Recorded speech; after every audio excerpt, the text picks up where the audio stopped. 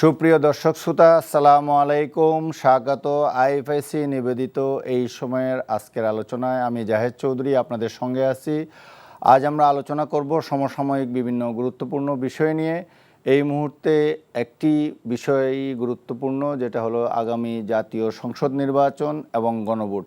আগামী 12ই ফেব্রুয়ারি জাতীয় সংসদ নির্বাচন এবং গণভোট একই দিনে অনুষ্ঠিত হতে যাচ্ছে। আমরা আজকে স্টুডিওতে যখন আলোচনা করছি, তার অল্প কিছুক্ষণ আগেই আমরা দেখেছি যে অনানুষ্ঠানিকভাবে গণভোটের এবং জাতীয় সংসদ নির্বাচনের যে প্রচারণার কার্যক্রম সেটা চলছে, কিন্তু আগামীকাল আনুষ্ঠানিকভাবে এই প্রচার কার্যক্রম শুরু হবে।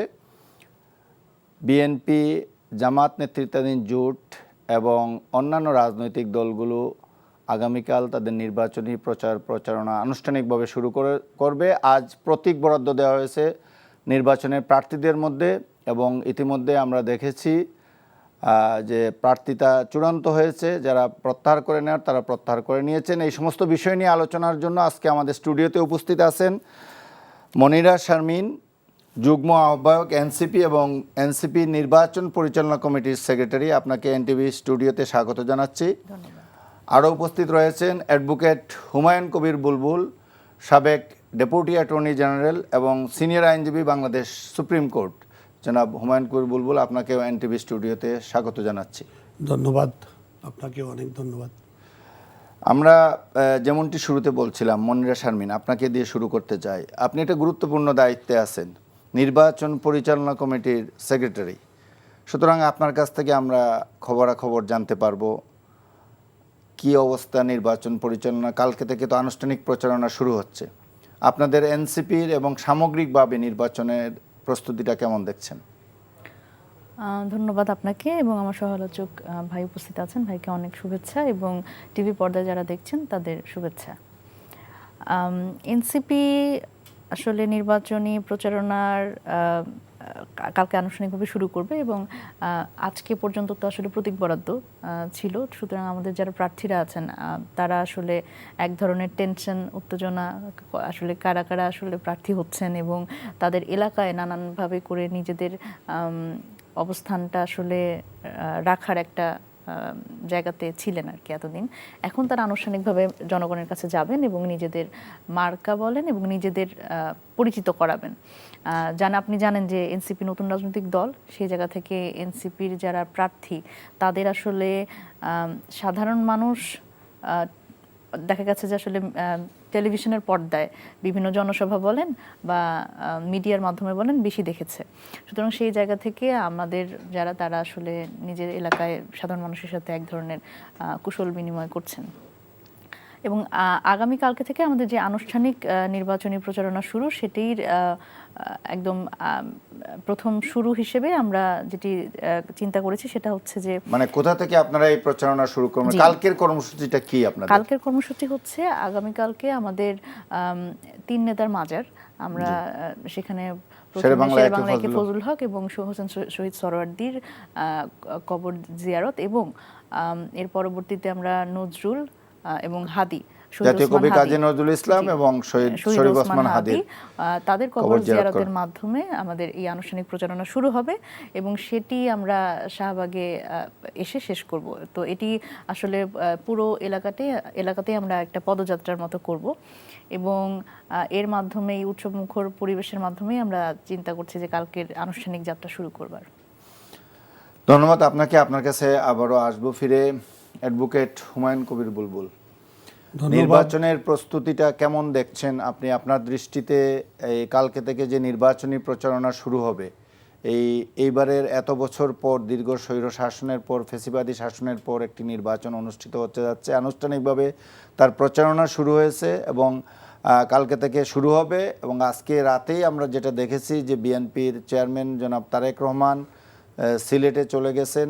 সিলেটে গিয়ে তিনি হযরত শাহজালাল রহমতুল্লাহ আলাইহির মাজার জিয়ারত করেছেন এবং আগামীকাল জনসভায় বক্তৃতা করবেন আলিয়া মাদ্রাসা মাঠে। একইভাবে আগামীকাল জামাতের কর্মসূচিও রয়েছে ঢাকায়, মিরপুরে, আর এনসিপির কর্মসূচির কথা আমরা একটু আগে শুনলাম। সব মিলে আপনার মূল্যায়ন? ধন্যবাদ জনাব জাহেদ চৌধুরী,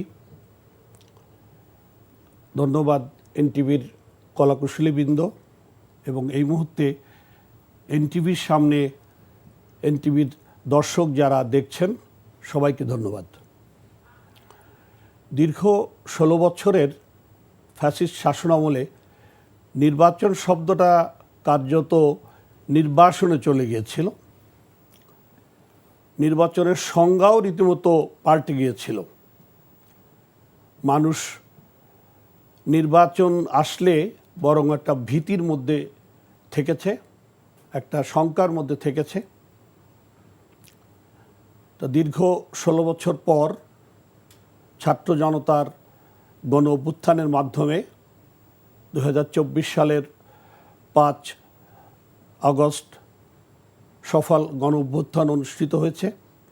তার মধ্যে থেকে স্বৈরশাসনের অবসান ঘটেছে এবং সর্বশেষ দেশ একটা নির্বাচনের দিকে এগিয়ে যাচ্ছে। দেশে এই মুহূর্তে একটা উৎসবমুখর পরিস্থিতি বিরাজ করছে।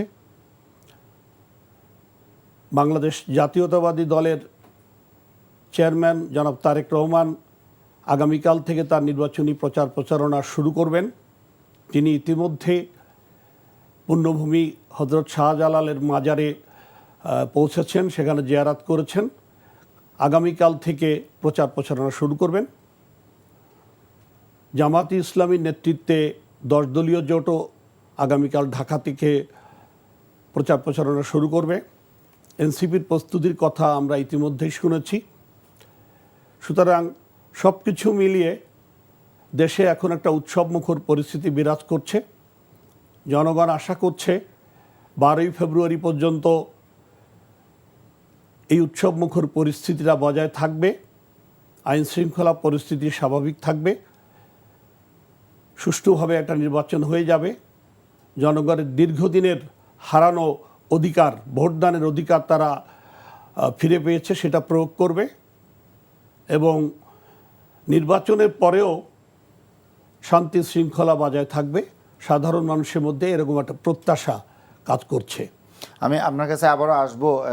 মনিরা শারমিন, আমি আপনার কাছ থেকে জানতে চাচ্ছি যে কালকে যে এই প্রচার প্রচারণা শুরু হচ্ছে আনুষ্ঠানিকভাবে, তার আগে আমরা এই মুহূর্তে যে জায়গায় দাঁড়িয়ে আছি, আপনার কাছে কি মনে হয় যে নির্বাচনের প্রস্তুতির দিক থেকে নির্বাচন কমিশনের কিংবা সরকারের অবস্থান, ভূমিকা? কারণ আমরা মাঝে মধ্যেই শুনতে পাই, যেমন আমরা দুদিন আগেই আপনার প্রেসিডেন্ট মানে নির্বাচন পরিচালনা কমিটির চেয়ারম্যান যিনি আসিফ মাহমুদ সজীব ভুইয়া, উনি বললেন যে এমনও হতে পারে এনসিপি নির্বাচন থেকে সরে যেতে পারে। এরকম একটা বক্তব্য কিন্তু মিডিয়ায় আসছে। তো মানুষ শঙ্কিত হয়। আপনারা কেন এই জাতীয় কথাগুলো বলেন? না দেখেন, নির্বাচন থেকে সরে যেতে পারে বোধহয় বলেননি, বলেছেন যে আসলে নির্বাচন করবে, নির্বাচনে যাবে কি যাবে না এনসিপি, সেটি চিন্তা করতে হবে এবং এটি সাপেক্ষে বলেছেন। এটি তো এমনি এমনি বলেননি, একটি প্রেস কনফারেন্সে উনি একটি সাপেক্ষ বলেছেন। সাপেক্ষটি এটাই যে উনি বলছিলেন যে ইলেকশন কমিশনের যে বিতর্কিত ভূমিকা, সেই ভূমিকা নিয়ে কথা বলতে গিয়ে উনি আসলে এই মন্তব্যটি করেছেন। আমরা যদি দেখি যে ইলেকশন কমিশন, মানে এটা কি খুব সিরিয়াস কিছু না, উনি বলার জন্য বলেছেন না, এটি অত্যন্ত গুরুতর বিষয়। নির্বাচন কমিশনের যে ভূমিকা আমরা দেখতে পেয়েছি গত সপ্তাহে, বিশেষ করে সেটি অত্যন্ত গুরুত্বপূর্ণ বিষয়। ভূমিকা একটু যদি এক্সপ্লেইন করেন যে আপনাদের দৃষ্টিতে যে কারণে আপনার নির্বাচন বয়কটের কথা, নির্বাচন থেকে সরে যাওয়ার কথা পর্যন্ত বলে ফেললেন। একদম আমি ওটা বলছি। সেটা হচ্ছে, দেখেন, নির্বাচন কমিশন একটি স্বাধীন সাংবিধানিক প্রতিষ্ঠান। সেই প্রতিষ্ঠানটির যেটা কাজ সেটি হচ্ছে যে একটি সুন্দর, মানে আমি যদি ডক্টর মোহাম্মদ ইউনূসের ভাষায় বলি, যে একটি সুন্দর এবং ইতিহাসের সর্বশ্রেষ্ঠ নির্বাচন উপহার দেবার জন্য এবং এই নির্বাচনটি আয়োজন করবার জন্য সব মানে একেবারে ডেডিকেটেড যে প্রতিষ্ঠানটি, সেটি হচ্ছে নির্বাচন কমিশন। কিন্তু আমরা গত এক সপ্তাহে তাদের যে কার্যকলাপ দেখলাম, এবং এর আগেও আমরা নির্বাচন কমিশনের বিতর্কিত ভূমিকা নিয়ে কিন্তু কথা বলেছি, এবং আমরা এমনও হয়েছে যে আমাদের মাঠ পর্যায়ে আন্দোলনও করতে হয়েছে এবং নির্বাচন কমিশনের পুনর্গঠন দাবি করে তার বিতর্কিত ভূমিকার জন্য। কিন্তু গত এক সপ্তাহে যেটি হলো সেটি হলো মোটামুটি ভয়ঙ্কর পরিস্থিতির মধ্যে চলে গেল। সেটা হচ্ছে যে আমরা দেখলাম যে নির্বাচন কমিশন একটি বিশেষ রাজনৈতিক দলের ঋণ খেলাপি, একটু সুন্দর করে বললে ঋণ খেলাপি, আর যদি আমি সাধারণ মানুষের ভাষায় বলি তাহলে চোর, জনগণের অর্থ যারা চুরি করে তাদের সংসদে নিয়ে যাওয়া এবং বিদেশি নাগরিক যারা, তাদের সংসদে পাঠানোর এক ধরনের এজেন্ডা নিয়ে বসেছে এবং এটি অনেকেই বলছেন যে খুব মনে কষ্ট নিয়ে তাদের আসলে তাদের মানে কি বলে যারা ঋণ খেলাপি তাদের বৈধ করা হলো। আবার আমরা দেখলাম আজকে মানে এত নেগেটিভিটির মধ্যে আজকে পজিটিভ বিষয় হচ্ছে যে একজন চোরকে আসলে নির্বাচন কমিশন ধরতে পেরেছে এবং তার সংসদে যাওয়া রুদ্ধ করতে পেরেছে, সেই রাস্তাটা বন্ধ করতে পেরেছে। এটা তো কোর্টের মাধ্যমে হয়েছে। আজকে সর্বশেষ আপনি যে কথা বলছেন এটা কিন্তু এটা কোর্টের মাধ্যমে পরবর্তী স্টেজ, আপিলের পরবর্তী স্টেজ, কিন্তু সেখানে third stage, first stage returning officer, then নির্বাচন কমিশন, দেন কোর্ট। একদম একদম। সুতরাং মানে তৃতীয় পর্যায়ে এসে কিন্তু তার পদটা রুদ্ধ হলো। সুতরাং এই যে যখন অবস্থা দেখেন, এই যে এটা নিয়ে নানান ধরনের কথাবার্তা লোকে কিন্তু এখানে একটু আপনাকে ইন্টারাপ্ট করি। এখানে তো আমরা দেখেছি বিএনপি মহাসচিব নির্বাচন কমিশনে গিয়ে নানা বিষয়ে প্রতিবাদ জানিয়ে আসছেন, জামাতের ডেলিগেশন নির্বাচন কমিশনে গিয়ে নানা ধরনের প্রতিবাদ করে আসছেন। আপনারা এনসিপি জামাত জোটের অংশ হিসেবে, 10 দলীয় জোটের অংশ হিসেবেও আপনারাও নির্বাচন কমিশনে গিয়ে প্রতিবাদ জানিয়ে আসছেন। তো প্রত্যেকেরই তো কিছু গিভেন্সেস আছে, কিছু আপত্তি আছে, কিন্তু সেইটা যদি এটা কি নির্বাচন কমিশনের ডেলিভারেট নাকি তাদের এক ধরনের কি বলা যায় যে অভিজ্ঞতার অভাব, যে কারণে আমরা দেখলাম রিটার্নিং অফিসার এক সিদ্ধান্ত দিলেন এইবারই প্রথমবারের মতো 28টা আসনে 28% প্রার্থীকে তারা বাতিল করে দিলেন। এর মধ্যে আপনাদেরও অনেকে ছিলেন, আপনাদের জোটের অনেক ছিল, বিএনপির অনেকে ছিল। আবার দেখলাম এর মধ্যে এসে প্রায় 450 প্রার্থী তাদের প্রার্থীতা ফিরে পেলেন নির্বাচন কমিশনে এসে। মানে এটা কি ডেলিভারেট কিছু নাকি অভিজ্ঞতার অভাব, দীর্ঘদিন ধরে নির্বাচন না হওয়ার কারণে এটা হচ্ছে?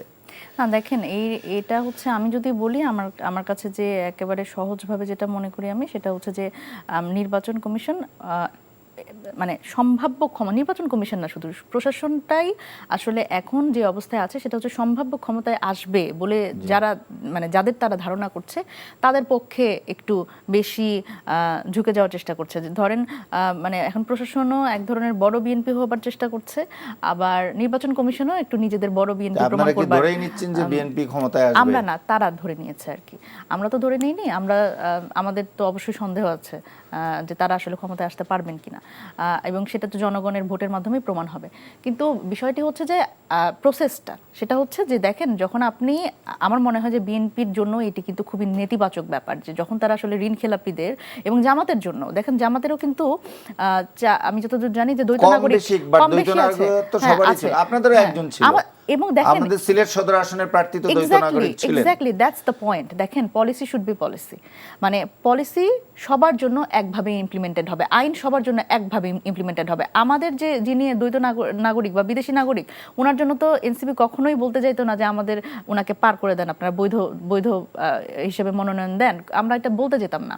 সুতরাং আমি মনে করি যে এই যে বিদেশি নাগরিক তাদের আসলে যখন এটার রিজলভ যেটা হয়েছে, যে পয়েন্টে গিয়ে হয়েছে, তারা তো একটা লয়ার প্যানেলের সাথে কথা বলে নির্বাচন কমিশন একটা জায়গায় গিয়ে যে কোনো রিটার্নিং অফিসার স্লিপ দিয়ে অ্যাকসেপ্ট করছিলেন না, কোনো রিটার্নিং অফিসার অ্যাকসেপ্ট করছিলেন যে আমি আমার নাগরিকত্বটা সারেন্ডার করেছি, এটার যে ডকুমেন্ট এবং এটার জন্য যে ফিস জমা দেওয়া, এই দুইটা ডকুমেন্ট পেলে কেউ করছিলেন, আবার কেউ করছিলেন না। আবার সংবিধানের ৫৫ সংশোধনীতে যে কথা বলা আছে এটার ইন্টারপ্রিটেশন নিয়ে একটা বিতর্ক দেখা দিয়েছিল।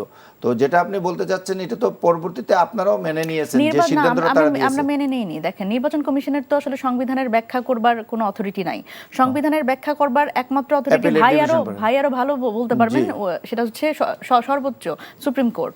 সুতরাং সেখানে নির্বাচন কমিশন তাও যদি সরকার এটা রেফারেন্স পাঠায় তাহলে, সুতরাং সেই জায়গাতে তো নির্বাচন কমিশন যদি এখন এই ব্যাখ্যা দিতে শুরু করে তাহলে তো আমাদের অবশ্যই সন্দেহের উদ্রেক হবে। এবং দেখেন এখানে এরকম অনেক ক্ষেত্রে আমরা দেখেছি যে আপনি যে একটু আগে বললেন যে সবাই গ্রিভেন্স প্রকাশ করেছে, সব রাজনৈতিক দল, সেখানে আমরা এরকমও দেখেছি যে আপিল শুনানির শেষ দিন, সেদিন কিন্তু আমরা দেখেছি যে বিএনপির মির্জা ফখরুল ইসলাম আলমগীর সহ একটি প্রতিনিধি দল কিন্তু সেখানে গেছেন, এবং দেখেছি যে এই আপিল শুনানির মধ্যেই ব্রেকের সময় তারা কিন্তু নিজেদের মধ্যে আলোচনা করেছেন নির্বাচন কমিশনের সাথে, এবং এরপরে এসে যখন নির্বাচন কমিশন আবার সবার সামনে বসেন এবং রায় দেন, সেটি পক্ষপাতমূলক এবং পক্ষপাত দুষ্ট হবার যথেষ্ট সম্ভাবনা আমরা দেখি। এবং এবং আরও গুরুত্বপূর্ণভাবে আমরা যখন দেখি, আমি যদি বলি যে এখন তো একটা খুব গুরুত্বপূর্ণভাবে একটা কথা খুব সামনে এসছে, মব। এই নির্বাচন কমিশনের সামনে আপিল শুনানির শেষ দিন যখন ছাত্রদলের যারা আমাদের ভাইরা আছেন তারা যখন আসলে এই কথাগুলো বলেন যে ঋণ খেলাপি যারা এবং বিদেশি নাগরিক যারা, তাদের আসলে এক ধরনের সংসদে বৈধতা দেবারও দাবি করেন, আবার আমরা দেখলাম পরবর্তী দিন তারা এমন কিছু ইস্যু নিয়ে তারা আসলে সামনে বসে গেলেন যেটি আসলে মানে ওই সময়ের জন্য এক ধরনের মানে চাপ সৃষ্টি করবার একটা ব্যাপার থাকে, কৌশল হিসেবে আমরা দেখি। বাট এটা মব কিনা এটা নিয়ে বিতর্ক আছে, বাট আপনি চাপ সৃষ্টি করার যে কৌশল বলছেন এটা নিয়ে তো বিতর্কের কোনো সুযোগ নাই। মব কিনা এটা নিয়ে, মবের ডেফিনিশন নিয়ে অনেক বিতর্ক হয়েছে। আচ্ছা, আমি আপনার কাছে আসবো এবং একটা মজার বিষয় আমি বলি, মব কিন্তু আসলে আমি এটা নিয়ে পরে এই মবের আমি বিষয় একটা কথাই বলি, মবের বিষয় নিয়ে খুব বেশি কিছু বলবার আমার আগ্রহ নাই। সেটা হচ্ছে মব আসলে যে আসলে যেভাবে করে যে বিষয়টা পছন্দ না তাকেই মব বলতে পছন্দ করে। মবের আসলে ডেফিনেশনটা স্পষ্ট হওয়া দরকার, আমিও মনে করি। অ্যাডভোকেট হুমায়ুন কবির বুলবুল, আপনার কাছ থেকে নির্বাচন কমিশন যে রোল প্লে করছে এটা নিয়ে এনসিপির পক্ষ থেকে বলা হয়েছে তারা নির্বাচন কমিশনের ভূমিকার কারণেই এবং নির্বাচন কমিশন বিশেষ করে ঋণ খেলাপিদের ব্যাপারে, বিশেষ করে দ্বৈত নাগরিকত্বের ব্যাপারে যে ভূমিকা নিয়েছে কিংবা যে সিদ্ধান্তগুলো দিয়েছে এগুলোর ব্যাপারে তাদের আপত্তি আছে এবং তারা মনে করছেন যে নির্বাচন কমিশন এক ধরনের পক্ষপাতিত্বের আশ্রয় নিয়েছে, এই কারণে তারা নির্বাচন বয়কটের হুমকি দিয়েছিলেন। আপনি কি মনে করেন?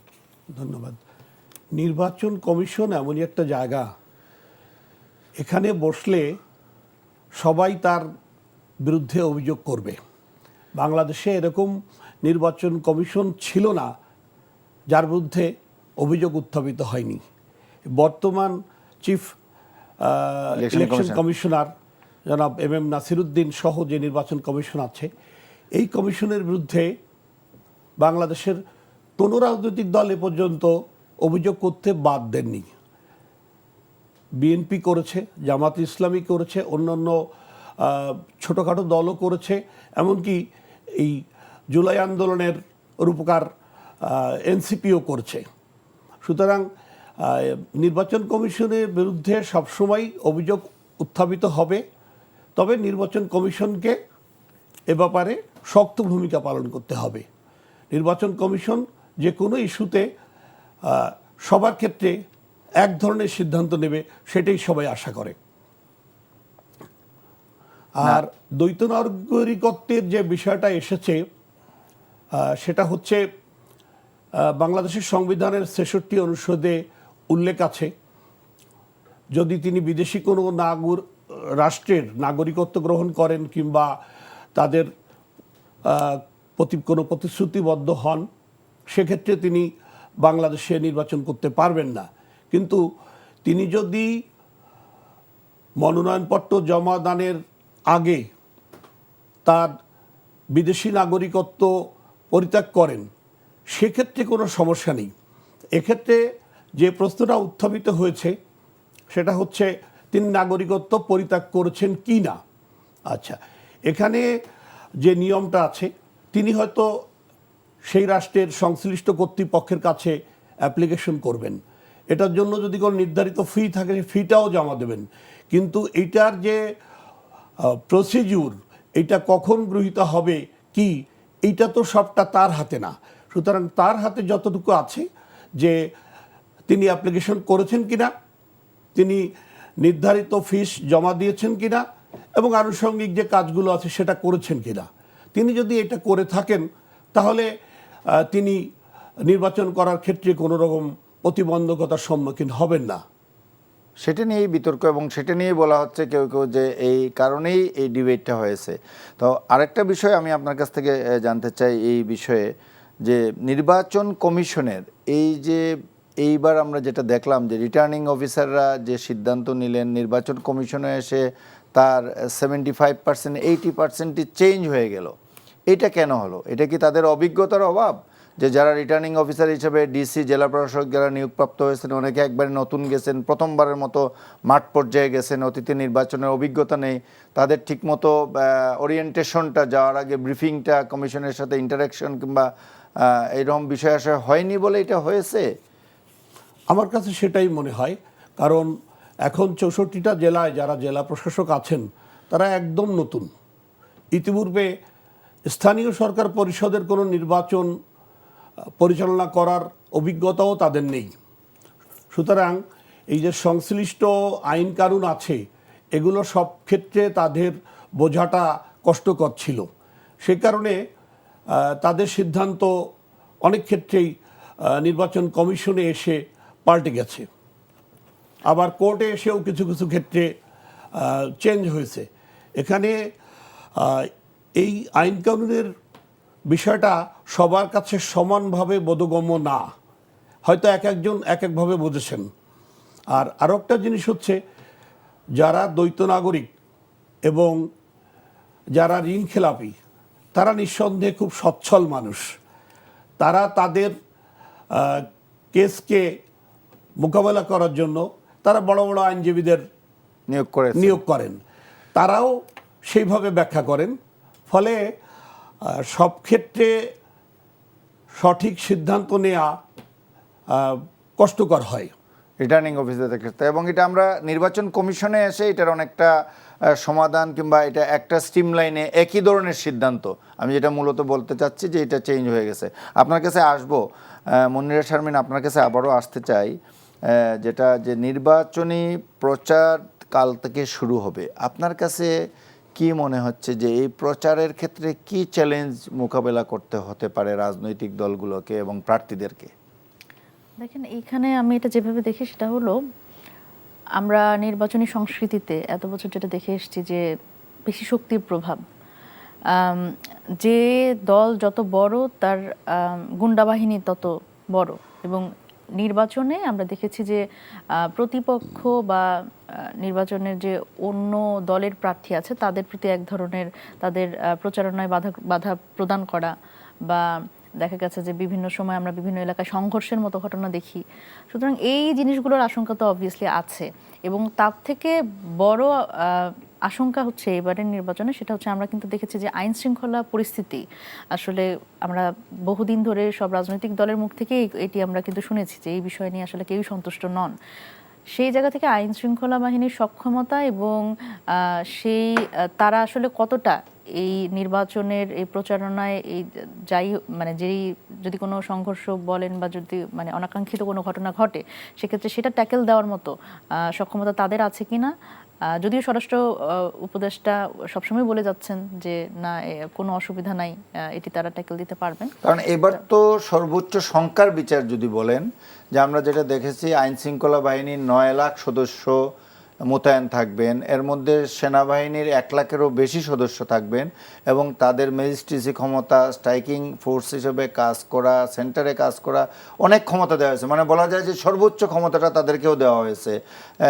আনসার বিডিপির মনে হয় 4 থেকে 5 লাখ সদস্য থাকবেন, পুলিশ বাহিনীর সদস্যরা থাকবেন, এবং অন্যান্য আইন শৃঙ্খলা বাহিনীর সব মিলে বিজিবির সদস্যরা থাকবেন। তো প্রচুর সংখ্যক ফোর্স কিন্তু মোতায়েন আছে। আরেকটা বিষয় আছে যে প্রত্যেকটা রাজনৈতিক দল যারা জুলাইয়ের স্টেক হোল্ডার, তারাই এবার নির্বাচনে আছে। তাদের মধ্যে আগের যে কোনো সময়ের তুলনায় সৌহার্দ্যপূর্ণ সম্পর্কটা বেটার থাকার কথা। নির্বাচনী প্রতিপক্ষ আওয়ামী লীগ বিএনপি হলে, জামাত বিএনপি হলে, জামাত আওয়ামী লীগ হলে যেরকম হওয়ার কথা ছিল তার চেয়ে বেটার থাকার কথা। তো এইখানে রাজনৈতিক দলগুলোরও তো ভূমিকা আছে। শুধু সরকারকে দোষারোপ করে কিংবা আইন শৃঙ্খলা পরিস্থিতি নিয়ে একটা উদ্বেগ ছড়ানোর আসলেই কি পরিস্থিতি আছে, কিংবা রাজনৈতিক দলগুলোরও তো একটা ভূমিকা আছে? কি ভূমিকা থাকা উচিত? অবশ্যই রাজনৈতিক দলগুলোরও ভূমিকা আছে, এবং আইন শৃঙ্খলা বাহিনী বা আইন শৃঙ্খলা পরিস্থিতি নিয়ে সরকার যে উদ্বেগটা আসলে রাজনৈতিক দলগুলোর, সেটিও অমূলক না, এটি হচ্ছে বিষয়। আর রাজনৈতিক দলগুলোর অবশ্যই দায়িত্বশীল ভূমিকা পালন করতে হবে। দেখেন, যখন আমরা বলছি যে এই নির্বাচনটি কিন্তু শুধুমাত্র ক্ষমতায় যাবার নির্বাচন না, আমরা 5 আগস্টের পর থেকেই বলছি যে এই নির্বাচনে কিন্তু আরো গুরুত্বপূর্ণভাবে একটা বিষয় সামনে আসছে, সেটা হচ্ছে সংস্কার। এবং যেই এই নির্বাচনটিতে আমরা জানি যে 2টি ব্যালটে আমাদের ভোটাধিকার প্রয়োগ করতে হবে। সুতরাং এখানে আমাদের পক্ষ থেকে, এবং আমরা মোটামুটি ভাবতে চাই যে সকল রাজনৈতিক দলের পক্ষ থেকে হ্যাঁ ভোটের পক্ষে প্রচারণা করছে সবাই। সব রাজনৈতিক দলই তো এটা বলেছে যারা হ্যাঁ ভোটের পক্ষে। আপনি যদি বলেন যে আপনারা বলেছেন, আমরা তো ছিলেন, যদিও আপনাদের একটা প্রশ্ন রয়ে গেছে যে একটা স্বাক্ষর আপনাদের বাকি রয়ে গেছে, জুলাই সনদের স্বাক্ষরটা কিন্তু আমরা আর আপনাদের দেখতে পাই It doesn't matter. বাট এটা এখন Matter করছে এটা না। কোনো ম্যাটার করে না এটা। তারপরে জামাতের পক্ষ থেকে তো এটা বলাই হয়েছে যে তারা সংস্কারের পক্ষে, হা ভোটের পক্ষে। বিএনপির মহাসচিবকেও আমরা হা ভোটের পক্ষে, কিংবা বিএনপির নির্বাচন পরিচালনা কমিটির প্রধান নজরুল ইসলাম খানকেও আমরা হা ভোটের পক্ষে ব্রিফিং করতে দেখেছি। সো আমার তো মনে হয় না যে এখন না ভোটের পক্ষে শুধুমাত্র পরাজিত ফ্যাসিস্ট শক্তির সহযোগী জাতীয় পার্টির চেয়ারম্যান জনাব জিএম কাদেরকে আমরা কালকে পরশুদিন একটা প্রেস কনফারেন্সে বলতে শুনেছি না ভোটের পক্ষে উনি ক্যাম্পেইন করছেন। জি। তো এটা নিয়ে শঙ্কার কোনো কারণ কি আছে? আর এটা হলো আমার প্রশ্ন যে হ্যাঁ, এটা নিয়ে শঙ্কার বিষয় আছে, কারণ অনেক সময় আমরা দেখছি যে কথা এবং কাজের মধ্যে ব্যাপক ফারাক। সেটা হচ্ছে যে আমাদের পক্ষ থেকে কিন্তু শুধুমাত্র আমাদের যে আসন ভিত্তিক প্রার্থীর প্রচারণা হবে ব্যাপারটি তা না। আগামীকালকা থেকে যে আনুষ্ঠানিক প্রচারণা শুরু হবে, আমরা কিন্তু এর সাথে এই গণভোটের প্রচারণাও আমরা মাঠ পর্যায়ে করব, এবং আমাদের ইচ্ছা আছে আগামী 25 তারিখ থেকে আমরা এই প্রার্থীদের মানে নির্বাচন পরিচালনা কমিটির পক্ষ থেকে আমরা হচ্ছে প্রার্থীর এলাকাগুলোতে যাব, এবং আমরা অন্যান্য এলাকাতেও আসলে এই গণভোটের প্রচারণা করব, হ্যাঁ ভোটের পক্ষে জনমত গঠনের চেষ্টা করব। কারণ আমরা কিন্তু অলরেডি ঘোষণা দিয়েছি আমাদের 23 তারিখ আমরা আশা করছি আমরা গণভোটের যে অ্যাম্বাসেডর প্রত্যেকটি এলাকায় 270টি আসনে আমরা দেব বলে আমরা সম্মত হয়েছি, এবং আমরা আগামী 23 তারিখ তাদের নাম ঘোষণা করব বলে আশা করছি। এবং এর মাধ্যমে আমরা আসলে সারা বাংলাদেশে এক ধরনের গণভোটের পক্ষে এক ধরনের কাজ করা শুরু করব।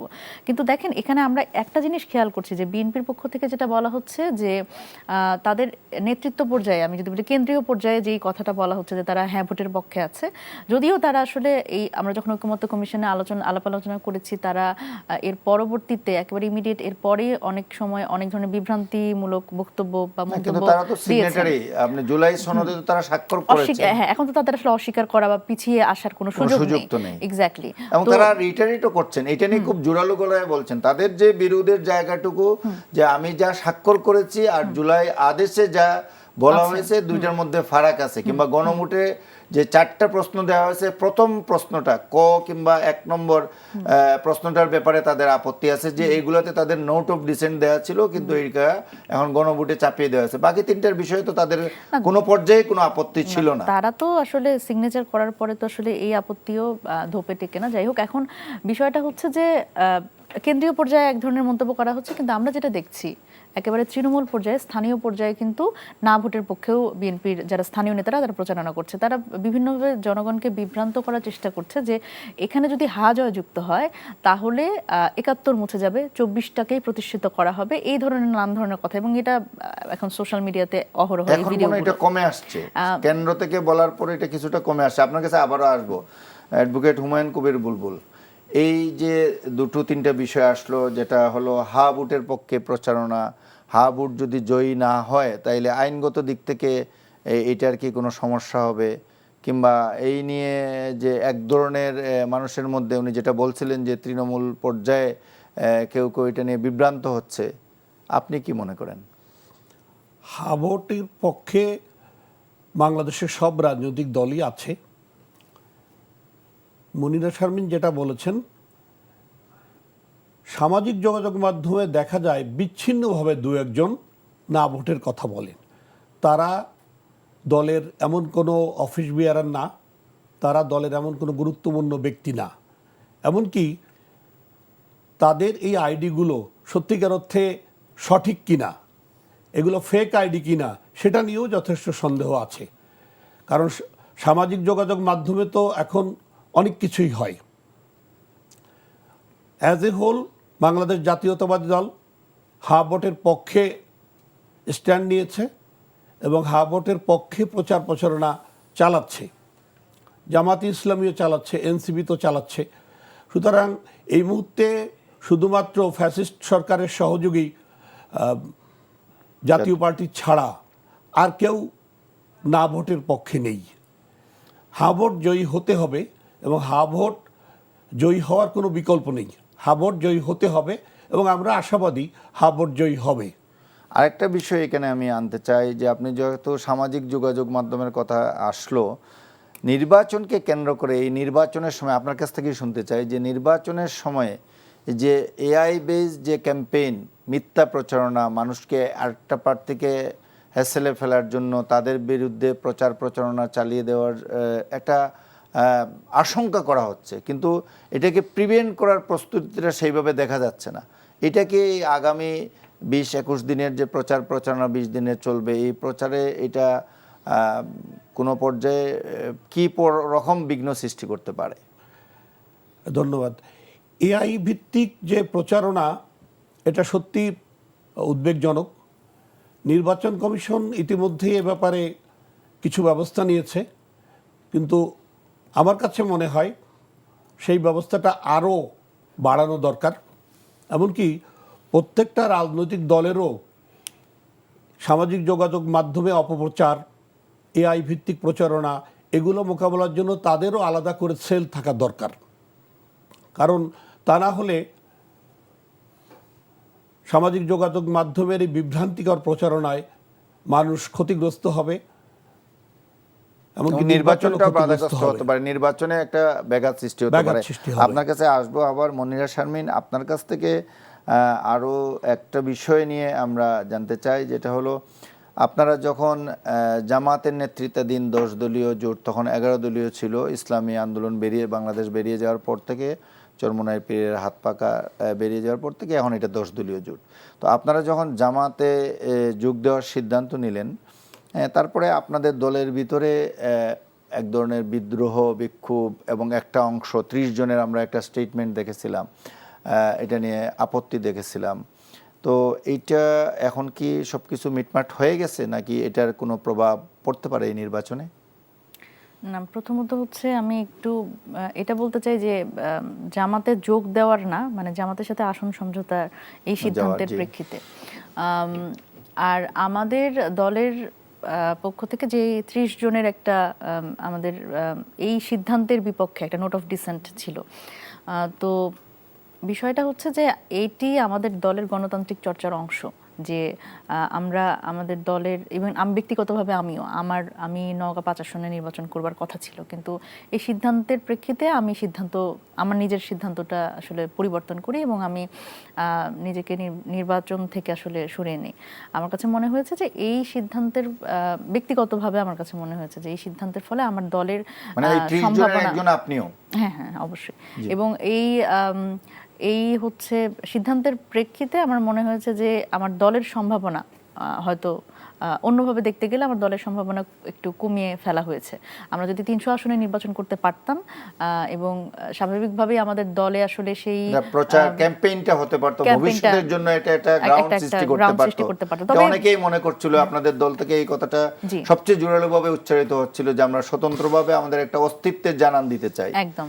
কিন্তু এখানে এটাও ঠিক যে একটা রূঢ় বাস্তবতার মধ্যে দিয়ে আমরা যাচ্ছি। দেখেন, আমি যখন নিজের এলাকাতেই আমার প্রচারণায় যখন গেছি, তখন কিন্তু আমরা দেখেছি যে সাধারণ মানুষের পক্ষ থেকে একেবারে খুব ধরেন একটা এলাকার বাজারে গেছি, সেখানেও কিন্তু বলা হয়েছে যে আমাকেই বলেছে যে আপনারা তো আসলে আপনাদের সংসদে যাওয়া দরকার, আমরা চাই তরুণরা, নতুনদের ভোট দিতে, তরুণরা সংসদে যাক, কিন্তু আপনাদের যে অবস্থা, মানে সাংগঠনিক যে দুর্বলতা, এই জায়গাটি অ্যাকনলেজ করে ওনারা বলছেন যে কিন্তু আপনাদের কোনো একটা দলের সাথে যেতে পারলে ভালো হতো। সুতরাং সাধারণ মানুষের পক্ষ থেকেও তারা এক্সপেক্ট করছে যে তরুণদের সংসদে যাওয়া দরকার, কিন্তু এই মুহূর্তে যে আমাদের সাংগঠনিক দুর্বলতা, এটাও কিন্তু তারা অ্যাকনলেজ করছে। সুতরাং সেই জায়গা থেকে এখন একটি দলের সিদ্ধান্ত তো আসলে শুধুমাত্র ব্যক্তির সিদ্ধান্তের জন্য আটকে থাকবে না, এবং আমাদের দলে আসলে এই গণতান্ত্রিক চর্চাটা আছে যে একটি সিদ্ধান্তের বিরোধিতা করা যায়। এবং পরবর্তীতে যে 30 জনের কথা আপনি বলছেন, তাদের মধ্যে 2-1 ইনঅ্যাক্টিভ আছেন, কিন্তু বাকিরা কিন্তু 2-1 তো আবার বেরিয়েও গেছেন। তাসনিম জারার মতো কয়েকজন তো বেরিয়ে গেছেন, তাসনুবা জাবিনও বেরিয়ে গেছেন, অনেকে তো বেরিয়ে গেছেন। আমাদের যারা বেরিয়ে গেছেন সেটা তো আপনাদের কাছে সেই তথ্য আছেই, আর বাকিরা এই সিদ্ধান্ত মেনে নিয়ে বৃহৎ স্বার্থে তারা আসলে, সামান্তাকেও তো আগের মতো এরকম অ্যাক্টিভ দেখা যায় না, উনি দলীয় কার্যক্রমে অ্যাক্টিভ খুব বেশি নেই, কিন্তু তবে উনি তো আসলে দল ছেড়ে যাননি। সুতরাং এই জায়গা থেকে, এবং দেখেন দল মানে ছেড়ে যাবেনি বা কেন, দলটি তো তারও, দলটি তো আমাদের সবার। সুতরাং সেই জায়গা থেকে আমরা এক বৃহৎ স্বার্থে আসলে এই সিদ্ধান্তটির মেনে নিয়েছি এবং আপাতত আমরা সবাই মিলে নির্বাচনের জন্য কাজ করছি। না, তাইলে কি আপনি মনে করেন যে এই সিদ্ধান্তের কারণে দীর্ঘমেয়াদে চিন্তা করলে এটা এনসিপির জন্য একটা ক্ষতির কারণ হয়েছে? দেখেন এটি তো আসলে আপেক্ষিক, মানে এটা এই মুহূর্তে বলবার সময় কিনা এটিও একটি গুরুত্বপূর্ণ প্রশ্ন। সেটা হচ্ছে যে আজকের এই সিদ্ধান্ত এমন হতে পারে যে এনসিপির জন্য এই সিদ্ধান্তটি ভয়ঙ্কর রকমের একটা খারাপ সিদ্ধান্ত, আবার এমনও হতে পারে যে এই মানে সিদ্ধান্ত এখনো আপনারা নিশ্চিত না যে এটা ভালো হলো নাকি মন্দ হলো, এটা নির্বাচনের পরে এটার মূল্যায়ন হবে নাকি অবশ্যই এরকম? শুধুমাত্র নির্বাচনের পরেই না, এটা এমনও হতে পারে যে মানে অদূর ভবিষ্যতে বা দূরবর্তী ভবিষ্যতেও এটা আমরা বুঝতে পারবো হয়তো যে একটা দলের তো আসলে আমাদের এটা প্রথম নির্বাচন, হ্যাঁ, এটা এটা আমরা সবাই স্বীকার করি যে আমরা যদি এককভাবে দাঁড়াতে পারতাম এটি আমাদের জন্য সবচেয়ে বড় মানে পাওয়া হতো এবং ভালো হতো। তবে আমরা এটিও খেয়াল করেছি যে কোনো রাজনৈতিক দল আপনি যদি বলেন যে কেউই আসলে চায় না যে এই তরুণরা সংসদে যাক। আমরা সব সময়, আমরা 5 আগস্ট পরবর্তী সময় আমরা আসলে যখন নাগরিক কমিটি মানে রাজনৈতিক দলগুলো চায় না, আপনি তো বললেন জনগণ চায়, হ্যাঁ, সাধারণ মানুষ চায়, কিন্তু রাজনৈতিক নেতৃত্ব অন্য দলগুলো চায় না, অন্য দলগুলো চায় না, এবং আমরা স্পেস দিতে চায় না, এবং আরো একটা গুরুত্বপূর্ণ বিষয় আমরা দেখেছি যে সুশীল সমাজ, আমরা যাদের বলি নাগরিক সমাজ, তাদের মধ্যে আমরা এক ধরনের আমাদের নিয়ে যেই ধরনের সংসদে যাওয়ার ব্যাপারে একটা রিজার্ভেশন, সংসদ না, আমরা তরুণরা যে রাজনীতিতে এসছে, মানে দেখেন এনসিপিতে কিন্তু 85% যারা কিন্তু প্রফেশনাল, কিন্তু বারবার করে যে আন্দোলন, আমরা যেহেতু মানে খুব বেশি দিন হয়নি ছাত্র ছিলাম, প্রত্যেকেরই সবসময় আমরা বলতে শুনেছি যে এরা কেন পড়ার টেবিল থেকে কেন রাজনীতির মাঠে। মানে খুব অদ্ভুত ব্যাপার যে বাংলাদেশ ছাড়া আপনারা যদি এশিয়ান অন্যান্য কান্ট্রিতেও দেখেন যে কত বছর বয়সে আসলে পলিটিক্সে আসছে, কিন্তু আমাদের বাংলাদেশে আমরা এটা খেয়াল করলাম 5 আগস্ট পরবর্তী সময় যে তরুণরা সংসদে যাবে, তরুণরা যে রাজনীতি করবে, এটি আসলে কেউ মেনে নিতে পারে না। আপনারা কি আপনাদের কোনো ভুল দেখতে পান না? এটা যেটা বলছেন রাজনৈতিক, আপনারাও তো সিদ্ধান্ত গ্রহণের ক্ষেত্রে যেমন গণতান্ত্রিক, আপনি যেটা বললেন একটু আগে যে আপনারা গণতন্ত্রে বিশ্বাস করেন, মত প্রকাশের স্বাধীনতায় বিশ্বাস করেন, এই জন্য একটা দ্বিমতকেও প্রশ্রয় দিয়েছেন, কিন্তু এর পাল্টা যেটা বলা হয় যে আসলে আপনারা সিদ্ধান্তই নিতে পারছেন না, আসলে আপনারা খুব ডিসাইসিভ না এবং সিদ্ধান্তহীনতায় ভোগেন, এবং আপনাদের মধ্যে একটা কমান্ড নেই। একটা পলিটিক্যাল পার্টি চালাতে গেলে একটা চূড়ান্ত পর্যায়ে একটা কমান্ড প্রতিষ্ঠিত করতে হয় যে ইয়েস, একটা পর্যায়ে গিয়ে একটা কথা ফাইনাল ওয়ার্ড হবে, কিন্তু এখানে ফাইনাল ওয়ার্ড বলার মতো কেউ নেই, কিংবা কোনো বডি নেই, সবাই কেউ কারো হচ্ছে কম, কেউ কাউকে ছাড় দিতে রাজি না, এরকম একটা মানসিকতা নিয়ে চলেন। দেখেন এখানে একটা মজার ব্যাপার আছে, যেটা হচ্ছে যে আপনারা যে রাজনৈতিক দলগুলোকে এতদিন ধরে দেখেছেন, সেই দলগুলো হচ্ছে একক নেতৃত্বের দল বা পরিবারতান্ত্রিক দল, কিন্তু আপনি যদি এনসিপির দিকে তাকান, প্রত্যেকেরই আপনারা যারা সামনের সারিতে যাদের দেখেন, প্রত্যেকেরই একটা রাজনৈতিক জার্নি আছে, এবং এটি হচ্ছে বহু নেতৃত্বের দল। আপনারাই কিন্তু এটা স্বীকার করবেন যে এনসিপির যত তরুণ নেতৃত্ব, তারা আসলে যতটা সামনে এসছে, আপনি অন্য কোনো দলে দেখবেন না যে এত ভাইব্রেন্ট, এত ভালো বলতে পারে, এবং তাদের একটা রাজনৈতিক জার্নি আছে। ধরেন ছাত্র নেতৃত্বে কেউ ছিলেন, কেউ আবার হয়তো সেটাই আমি বলছিলাম যে অনেকে মনে করছে আপনারা খুব তাড়াতাড়ি ক্ষমতায় যাওয়ার জন্য আপনারা এই দলের ভবিষ্যৎটাকে নষ্ট করে দিয়েছেন, একটু দ্রুত ক্ষমতার স্বাদ নিতে গিয়ে এই সমস্যাটার সৃষ্টি হয়েছে। সেটি যদি আমি আপনারা বলেন তর্কের খাতিরে যদি সেটি আমি ধরি, তাহলে আমি বলবো যে এই গণ অভ্যুত্থান থেকে 3 জন যে রিপ্রেজেন্টেটিভ হিসেবে নাহিদ ইসলাম, আসিফ মাহমুদ সজীব ভুঁইয়া এবং মাহফুজ আলম, তারা তো অলরেডি ক্ষমতার স্বাদ ভোগ করে ফেলেছে, তাহলে সুতরাং আমাদের আসলে নতুন করে ওই ক্ষমতার স্বাদের দিকে যাওয়ার খুব বেশি মানে আমরা আগ্রহ বোধ করি না। তবে এটি ঠিক যে এই তরুণদের আসলে সংসদে গেলে তাদের আসলে যেই সাংগঠনিক জায়গাটা শক্ত হবে, এবং আমরা মনে করি যে তরুণদের রাজনৈতিক যাত্রার এটি শুরু হবে। দেখেন আমরা দল গঠনের পরে আমরা একটা 10 মাস বয়সী দল, 10 মাস বয়সী দলের আমাদের কিন্তু একই সাথে নানান বিষয়, ন্যাশনাল ইস্যু ডিল করতে হয়েছে, আমাদের সাংগঠনিক জায়গাটা শক্ত করবার চেষ্টা করতে হয়েছে, আমাদের জায়গা থেকে আমরা সর্বোচ্চ চেষ্টা করেছি। এখন স্বাভাবিকভাবে এই সময় এই সিদ্ধান্তটি আসলে আমাদের দলের প্রয়োজনে এবং সময়ের প্রয়োজনে নিতে হয়েছে। এবং যে কমান্ডিং সিস্টেমের কথা বললেন, যে আমাদের এখানে আমরা যেটা গণতান্ত্রিক চর্চার কথা বললাম, সেটি যেরকম অব্যাহত আছে, এবং দেখেন একটি রাজনৈতিক দলে যাওয়া আসা থাকবে, আপনি অন্যান্য রাজনৈতিক দলেও কিন্তু এটা আছে যে মানে দলে কেউ আসছে কেউ যাচ্ছে। এটি এখন ব্যাপারটা হচ্ছে যে একটা বিষয় আমার নোট অফ ডিসেন্ট থাকতে পারে, কিন্তু সেটার জন্য আমি আসলে অবশ্যই ওয়েট করব যে সেই বিষয়টা আসলে মানে কতদূর ইমপ্লিমেন্টেড হয়, বা আসলেই সেটি আসলে সময়ের প্রয়োজনে সেই সিদ্ধান্তটি আসলে পরবর্তীতে আমার দলের জন্য যদি সুফল বয়ে আনে, তাহলে তো আমার কোনো অসুবিধা নেই। আমি একটু অ্যাডভোকেট হুমায়ুন কবির বুলবুল, আপনার কাছ থেকে জানতে চাই যে এনসিপির যে ভূমিকা এই গত 10 মাসে এবং তাদের জামাত জোটে চলে যাওয়া, নির্বাচনে এইভাবে অংশ নেওয়া, সব কিছুকে আপনি কিভাবে দেখছেন একজন আইনজীবী হিসাবে এবং একজন সচেতন নাগরিক হিসাবে? এনসিপি একটা নতুন রাজনৈতিক দল, হয়তো 10 মাসই তাদের বয়স।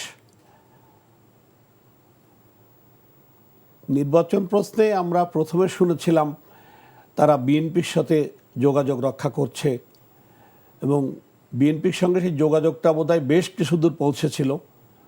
আচ্ছা, হয়তো পরবর্তীতে সেটা চূড়ান্ত হয়নি। তারপর একটা পর্যায়ে তারা জামাত ইসলামীর সঙ্গে জোট বেঁধেছে। তবে এনসিপি নতুন দল হিসেবে এককভাবে নির্বাচন করাটা তাদের জন্য দুঃসাধ্য ছিল, কারণ বাংলাদেশের ভোটের রাজনীতির আলাদা কিছু সংস্কৃতি আছে। সেই সংস্কৃতিতে এনসিপির প্রভাব বিস্তার করাটা এককভাবে সম্ভব ছিল না। সুতরাং তাদেরকে কোনো না কোনো জোটের সাথে যেতে হবে এবং সেটা হিসেব করেই তারা দুটো বড় দলের সঙ্গেই যোগাযোগ করেছে। তাদের সঙ্গে দীর্ঘদিন ধরে কথাবার্তা চলেছে। হয়তো বিএনপির সঙ্গে সেইভাবে সমঝোতা হয়নি, তাই জামাত ইসলামীর সঙ্গে গেছে। তবে এনসিপির পার্টিকুলার দু একজন নেতাকে উদ্দেশ্য করে বলছি, তারা বড় বড় রাজনৈতিক দলের সিনিয়র নেতৃবৃন্দ সম্পর্কে মাঝে মধ্যে এমন এমন কথা বলেন যেটা শোভনীয় না। সুতরাং সিনিয়র রাজনৈতিক নেতৃবৃন্দ সম্পর্কে কথা বলার সময় তাদের কিছুটা সতর্ক হওয়া দরকার এবং তাদেরকে সম্মান দিয়ে কথা বলা উচিত। তো এমনিতে এনসিপির কার্যক্রম আমি যেটা দেখছি সেটা আমার কাছে ইতিবাচকই মনে হয়। আমরা একবারে শেষ পর্যায়ে আলোচনা, মনিরা শারমিন, আপনার কাছ থেকে শুনতে চাই যে ঢাকার কতটি আসনে আপনারা প্রার্থী দিয়েছেন? আপনারা তো মোট জোটে 10 দলীয় জোটে 30টি আসন সমঝোতার ভিত্তিতে প্রার্থী দিয়েছেন। চূড়ান্ত পর্যায়ে তো তাই আছে, আপনি নির্বাচন পরিচালনা কমিটির সেক্রেটারি হিসেবে সর্বশেষ ইনফরমেশনটা আছে। ঢাকার কতটি আসনে আপনারা প্রার্থী দিয়েছেন আর কতজন মহিলা প্রার্থী? আর আপনাদের জোটের অন্যতম শরিক জামাতে ইসলামীর কোনো মহিলা প্রার্থী নেই, এই নিয়ে আপনারা কোনো আলোচনা করেন না? কারণ এটা তো আপনার জুলাই সনদে এটা স্বাক্ষরিত হয়েছিল যে 5% মহিলা প্রার্থী রাখবে। এটা কোনো দলই মানে নাই, যদিও সংখ্যার বিচারে বিএনপি সর্বাধিক প্রার্থী দিয়েছে, তাদের 10 জন মহিলা প্রার্থী, মোস্ট প্রবাবলি 11 জন। তো জামাতের একজনও নেই, আপনাদের কতজন? আমাদের হচ্ছে ঢাকায় 6টি আসন জি। এবং এই 6টি আসনে ঢাকাতেই 2টি আসনে আমাদের নারী 2জন প্রার্থী আছেন এবং সেটি যদি আমি 30টির মধ্যে 2টি ধরি তাহলে সেটি মোটামুটি, হ্যাঁ, নাকি না 30টির মধ্যে 2টি এবং আমরা দল থেকে মনোনয়ন দিয়েছিলাম 3জনকে মনোনয়ন দিয়েছিলাম। সেই বিচারে যদি মনোনয়নের কথা বলেন তাহলে 10%। কিন্তু এটি তো আসলে সত্যিকার অর্থে আমাদের যেই নারী নেতৃত্ব আছে এবং যারা কোয়ালিফাইড নারী নেতৃত্ব, তাদের তো আসলে রিপ্রেজেন্টেশন এখানে এটা রিপ্রেজেন্টেশন না, বরং আরো বেশি হওয়ার কথা। আপনারাও মানলেন না, আপনারা এটার সবচেয়ে পাইনিয়র বলা যায়, এটার সবচেয়ে ভোকাল ছিলেন যে 5% দিতে হবে, 10% গ্র্যাজুয়ালি করা। তো আপনারাও মানলেন না, আপনারা যে জুটে গেলেন জুটের তারাও মানলো না, তাই নারীদেরই এটা হলো কিভাবে? আমরা মানলাম না বলতে কথার কারণে না, আমরা মানলাম না বলতে বিষয়টি তো এখন আমাদের হাতে নেই, যেহেতু 30টি আসনের ব্যাপার এবং সেখানে তো আমি বললাম মানে মনোনয়ন দেওয়া হয়েছে 3 জনকে। সুতরাং সেই জায়গায় এবং 2জন ঢাকা এবং 1জন ঝালকাঠি, ডাক্তার মিতু। তো এরপরে হচ্ছে সেটা হচ্ছে আমরা কিন্তু মানে এখানে তো শেষ পর্যন্ত নেই, নির্বাচন থেকে উইথড্র করেছেন। জি উইথড্র করেছেন। তো সেই জায়গা থেকে মানে এখন জামাতে ইসলামের নারী প্রার্থী কেন নেই সেই উত্তর আমার দেয়া সম্ভব না এবং এটি তো কোনো আদর্শিক জোট না, কারণ জামাতে ইসলামের সাথে আমাদের আদর্শিক অনেক জায়গায় দ্বিধা বিভক্তি আছে। স্বাভাবিকভাবেই নারী প্রশ্ন বলেন এবং অন্যান্য আরো ঐতিহাসিক দায় নানান কিছু নিয়ে কিন্তু আমাদের সাথে আদর্শিক তাদের যদি বলি বিভক্তি আছে। সেই জায়গা থেকে আমরা সবসময় এটা ঐকমত্য কমিশন থেকে আমরা জোরালো কণ্ঠে আমরা এটা বলে এসেছি এবং আমরা 100 আসনে নারী সরাসরি নির্বাচন চেয়েছি। জি, কিন্তু সেটা কিন্তু কোনো রাজনৈতিক দলই কিন্তু সেটা মানেনি এবং আমরা বড় দল হিসেবে যে 2টি দলকে এখন কথা বলতে দেখছি তারা কিন্তু সেখানে সরাসরি বিরোধিতা করেছে এবং তারা বলেছে অনেক ডিবেট হয়েছে, এটা একটা ভিন্ন আলোচনা, এটা নিয়ে পক্ষে বিপক্ষে যুক্তি হয়ে একটা সিদ্ধান্তে আসছেন, কিন্তু যে সিদ্ধান্তে আপনারা আসলেন সেটাই আপনারা প্রথমবারের মতো মানলেন না। যদিও আমরা এখানে জামাতের বক্তব্য যেটা শুনেছি তারা আপনারা বলেছেন যখন আইনটা ফাইনালি হয়ে যাবে, এখন তো আমরা একটা এগ্রিমেন্টে আছি, যখন এটা সংসদে আইন হয়ে যাবে তখন আমরা এটা মানার চেষ্টা করব। জামায়াতের প্রশ্নের উত্তর তো আমি দিতে পারবো না, ওনারা কেন নারী প্রার্থী দেন নাই।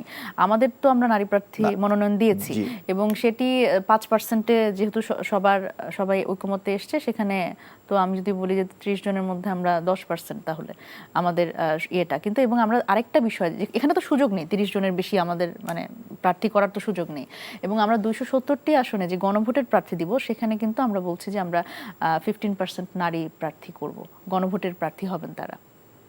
সেটা আপনার নারী প্রার্থী হিসেবেই করবেন। এখন আপনাদের প্রচারের কি আলাদা কোনো লাস্ট 30 সেকেন্ড যে কোনো কৌশল আপনারা নিচ্ছেন, কিংবা আপনারা প্রচারে গিয়ে কি ধরনের প্রশ্নের মুখোমুখি হতে পারেন? এই 10 দলীয় জোটে অংশগ্রহণ করার পর একটা নতুন প্রেক্ষাপটে তো আপনারা মানুষের কাছে যাবেন, এর আগে আপনারা এককভাবে গিয়েছিলেন। না দেখেন, এখানে হচ্ছে প্রথমত আমাদের যারা নেতৃত্ব আছেন 30টি আসনে, তারা তো আসলে শাপলাকলি মার্কা এবং তাদের জন্য সবাই কাজ করবে, এবং অন্যান্য যে আসনগুলো সেখানে তো জোটের যারা প্রার্থী আছেন তারা এবং গণভোটের পক্ষে প্রচার হবে। তো আমাদের নির্বাচন পরিচালনা কমিটি থেকে তো আসলে প্রার্থী হিসেবে যেই কয়দিন সময় আছে আমাদের তো আসলে একক প্রার্থীর জন্য প্রচারণা করার একটু দুরূহ, যে কয়দিন সময় আছে। আমরা ন্যাশনালি আমাদের শাপলাকলির ব্র্যান্ডিং করব এবং আমরা গণভোটের পক্ষের যে প্রচারণাটা সেটি আমরা হয়তো সেই সাপোর্টটি হয়তো দিব, এবং স্থানীয় পর্যায়ে তো আসলে যে প্রার্থী আছে তারা তাদের মতো করে প্রচারণা করবে। আপনাকে অসংখ্য ধন্যবাদ আমাদের আলোচনায় অংশগ্রহণ করার জন্য। অ্যাডভোকেট হুমায়ুন কবির বুলবুল, আপনাকে অসংখ্য ধন্যবাদ এনটিভির এই আলোচনায় যোগ দেওয়ার জন্য। সুপ্রিয় দর্শক শ্রোতা, এতক্ষণ আপনারা অতিথিদের বক্তব্য শুনলেন। শুভরাত্রি, আসসালামু আলাইকুম।